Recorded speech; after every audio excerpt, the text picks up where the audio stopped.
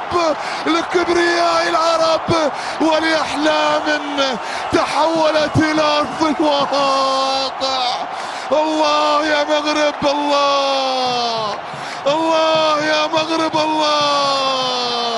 الله يا مغرب، مغرب العروبة بين الأمم، مغرب المنتخب المغربي ولجماهير المغرب وللجماهير العربية في كل مكان.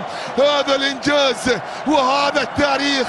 هي دموع الحزن يا كريستيانو، هي دموع الحزن يا أسطورة، لكننا نرقب مربع الذهب.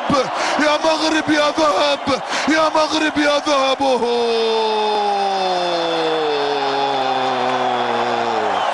مبروك علينا، مبروك علينا. وديما المغرب، ديما المغرب هنا في قطر في مونديال العرب. الكرة بتتكلم عربي، الكرة بتتكلم عربي، والمغرب الآن إلى الدور نصف النهائي.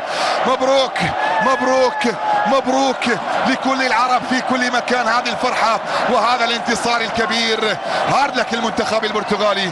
موعدنا نصف نهائي للتاريخ مع المنتخب المغربي في الدور القادم بانتظار الفائز من حياك الله يا مبابي، حياك الله يا هاري كين. إلى اللقاء بالصوت والصورة إلى الزميل خالد جاسم وضيوفه في المجلس.